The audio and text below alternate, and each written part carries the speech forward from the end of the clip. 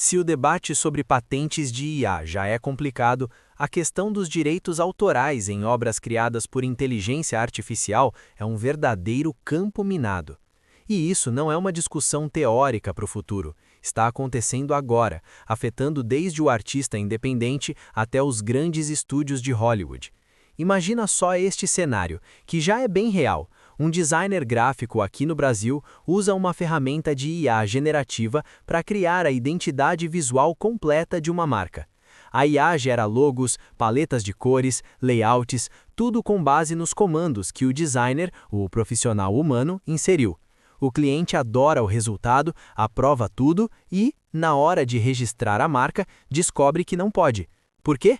Porque a nossa legislação de direitos autorais simplesmente não reconhece obras criadas por máquinas como passíveis de proteção.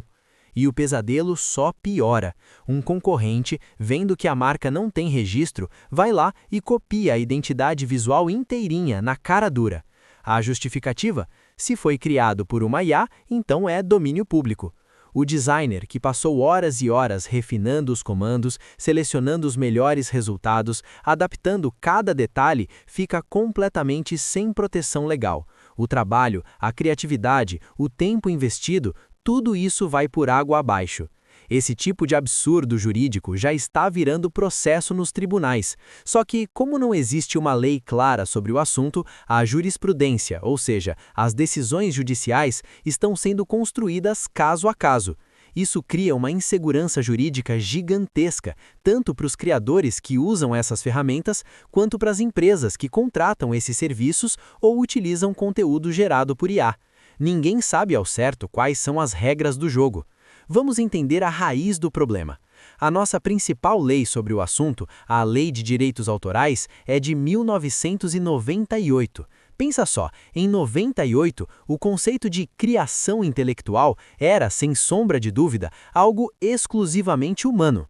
A lei define autor como uma pessoa física, alguém com consciência, com intenção criativa, que expressa sua personalidade na obra.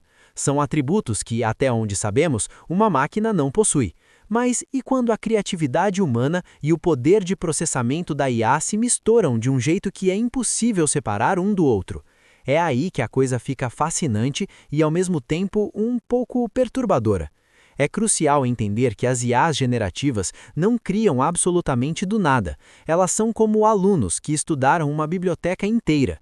Esses sistemas são treinados com um volume colossal de dados, milhões, bilhões de textos, imagens, músicas, códigos, a maior parte desse material, claro, protegida por direitos autorais. Então, quando uma IA cria uma música nova, por exemplo, o que ela está fazendo na verdade? Ela está reconhecendo, recombinando e remixando padrões que aprendeu de todas as músicas que ouviu durante seu treinamento. A grande pergunta que fica é: isso é um processo de transformação criativa, algo novo e original? Ou seria uma violação sistemática de direitos autorais em uma escala industrial, nunca antes vista? A briga já começou lá fora. Artistas, escritores, fotógrafos, músicos do mundo todo já estão processando as grandes empresas de tecnologia por trás dessas IAs. O argumento principal é que seus trabalhos foram usados para treinar modelos comerciais que geram bilhões de dólares. Tudo isso sem qualquer autorização, crédito ou compensação financeira. Eles basicamente alimentaram a máquina que agora compete diretamente com eles, usando suas próprias criações.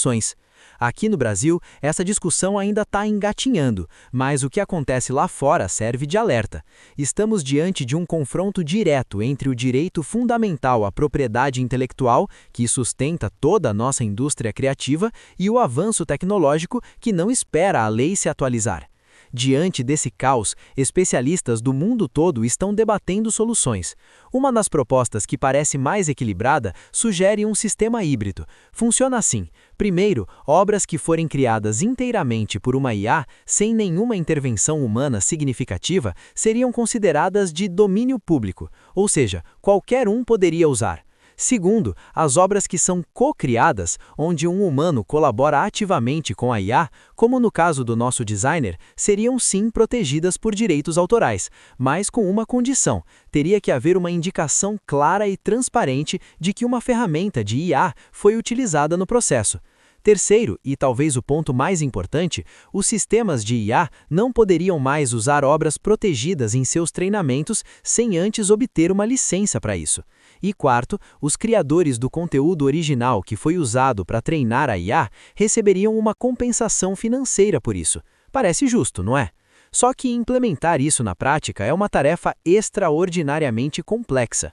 Como a gente rastreia se uma imagem gerada por IA foi influenciada por uma fotografia específica no meio de um oceano de bilhões de outras imagens? É quase impossível. Como calcular e distribuir a compensação para milhares, talvez milhões de artistas de forma proporcional ao uso de suas obras? E tem mais um desafio: como fiscalizar tudo isso? Uma empresa pode desenvolver e treinar seu sistema de IA em um país que não tem nenhuma regulação sobre o assunto, e depois oferecer o serviço para o mundo todo, burlando as leis locais. É uma questão global que exige cooperação internacional. A verdade é que não existem respostas fáceis. Estamos construindo o avião quando ele já está voando. Mas uma coisa é certa: precisamos urgentemente atualizar nossas leis e criar novas regras para essa nova realidade. Proteger os criadores humanos e, ao mesmo tempo, permitir que a inovação tecnológica continue a florescer é o grande desafio do nosso tempo. E você, o que acha de tudo isso? Quem deveria ser o dono de uma obra criada com a ajuda de IA? O programador que criou a IA? A pessoa que deu o comando? Ou ninguém? Deixe a sua opinião aqui nos comentários, vamos continuar essa conversa por lá. Se você gostou de mergulhar nesse tema complexo, não se esqueça de deixar o seu like, se inscrever no canal e ativar as notificações para não perder os próximos vídeos. Valeu e até a próxima!